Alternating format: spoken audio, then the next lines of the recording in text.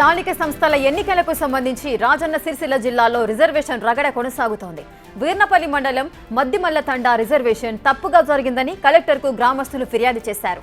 గ్రామంలో 100% ఎస్టీ జనాభా ఉంటే సర్పంచ్ బీసీకి రిజర్వ్ అయిందని కంప్లైంట్ ఇచ్చారు. బీసీలే లేని చోట వారికి ఎలా రిజర్వ్ చేస్తారని మద్దిమల్ల తండా వాసులు ఆవేదన వ్యక్తం చేస్తున్నారు.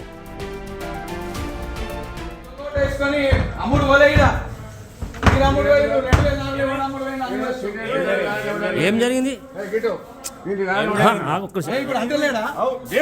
ఇప్పుడు నువ్వేం చేసినా నువ్వు పార్టీ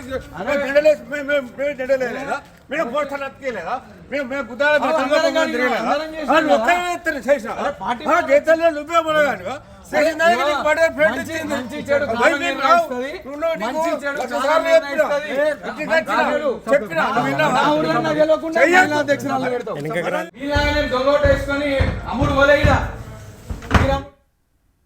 ఇక రాజన్న సిరిసిల్ల జిల్లాలో రిజర్వేషన్ల రగడ కొనసాగుతోంది. పూర్తి డీటెయిల్స్ మా ప్రతినిధి శ్రీనివాస్ అందిస్తారు. శ్రీనివాస్, అటు మద్దిమల్ల తండ వాసులు ఏమంటున్నారు రిజర్వేషన్ కి సంబంధించి?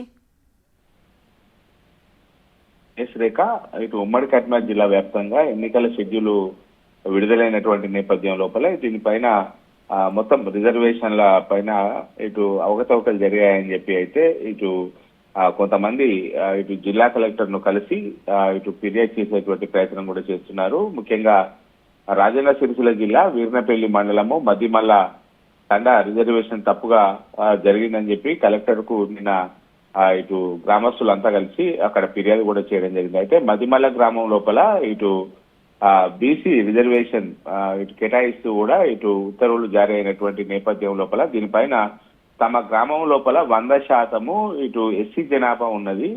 ఎస్సీ జనాభా ఉన్నటువంటి గ్రామాన్ని బీసీ రిజర్వేషన్ ఎలా కేటాయిస్తారు అని చెప్పి అయితే వాళ్ళంతా కూడా రిజర్వేషన్ల పైన మండిపడుతున్నటువంటి పరిస్థితి కనబడుతుంది. ముఖ్యంగా ఆగ్రహాన్ని వ్యక్తం చేస్తూ కూడా ఇటు రాజన్న సిరిసిల్ల జిల్లా కలెక్టర్ ను కలిసి తమ గ్రామం లోపల 100% ఎస్సీ జనాభా ఉంటే ఏ విధంగా బీసీ రిజర్వ్ చేస్తారని చెప్పి అయితే వాళ్ళు ఫిర్యాదు కూడా చేయడం జరిగింది.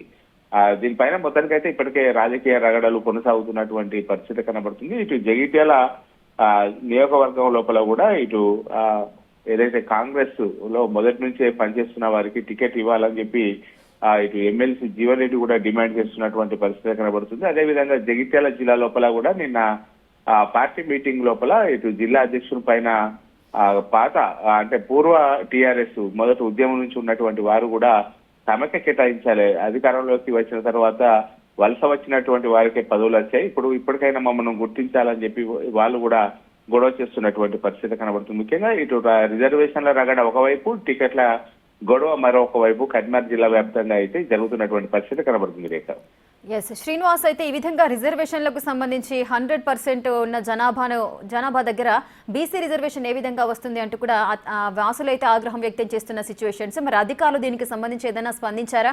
అంటే కలెక్టర్ కూడా ఫిర్యాదు చేయడం అయితే జరిగింది అని చెబుతున్నారు. ఎస్, ఇటు మద్దిమల్ల గ్రామం లోపల 100% కూడా అదొక తండా. ఆ తండా లోపల 100% కూడా ఎస్టీలు ఉంటారు. అయితే ఎస్టీలు ఉన్నప్పుడు ఆ బీసీ రిజర్వేషన్ అయ్యింది అని చెప్పి అయితే వాళ్ళు ఇటు ఆరోపిస్తున్నటువంటి పరిస్థితి కనబడుతుంది. ఇటు రాజన్న సిరిసిల్ల జిల్లా కలెక్టర్ నిన్ననే ఇటు జిల్లా కలెక్టర్ గా బాధ్యతలు స్వీకరించడం కూడా జరిగింది. ఇంకా దీనిపైన ఇటు కలెక్టరేట్ నుంచి కానీ ఎలాంటి సమాచారము బయటకు రాలేదు. అయితే దీన్ని ఫిర్యాదు తీసుకున్న తర్వాత మళ్ళీ దానిపైన పునః ఇటు రిజర్వేషన్ చేంజ్ చేయడమా, ఏ విధంగా ఆ బీసీ కేటాయించడం జరిగింది అనేటువంటిది అయితే ఇటు మండల స్థాయి అధికారులు అయితే ఎంక్వైరీ చేస్తున్నటువంటి పరిస్థితి కనబడుతుంది. తమ గ్రామం లోపల మొత్తం ఎస్టీలే ఉంటే బీసీ రిజర్వేషన్ ఏ విధంగా అవుతుంది, మొత్తం రిజర్వేషన్ల ప్రక్రియనే తప్పుగా జరిగింది అయితే ఇటు ఆరోపిస్తున్నటువంటి పరిస్థితి కనబడుతుంది. ఇప్పటికే ఇటు ఉమ్మడి కరీంనగర్ జిల్లాలోని చొప్పదండి ఎమ్మెల్యే మేడిపల్లి సత్యం కూడా రిజర్వేషన్ తమ నియోజకవర్గం లోపల కొన్ని ప్రాంతాల లోపల తప్పుగా అధికారుల యొక్క నిర్లక్ష్యం కారణంగా ఇటు అధికారులు తప్పులు చేశారు, దీనిపైన మళ్ళీ చేయాలని చెప్పి అయితే ఇప్పటికే ఎన్నికల కమిషన్ కు ఇటు ఫిర్యాదు కూడా చేయడం జరిగింది. దీనిపైన మరి ఇప్పుడు మళ్ళీ అధికారులు పునః రిజర్వేషన్లు చేస్తారా లేకపోతే అవే కంటిన్యూ చేస్తారా అనేటువంటి వేచి చూడాల్సింది. ఏదేమైనప్పటికీ 100% ఎస్టీలు ఉన్నటువంటి దాని లోపల బీసీ రిజర్వ్ కావడం అయితే ఇప్పుడు రాజన్న సిరిసిల్ల జిల్లా లోపల ఇటు హాట్ టాపిక్ గా మారినటువంటి పరిస్థితి కనబడుతుంది. Right, thank you Srinivas, thanks for the details.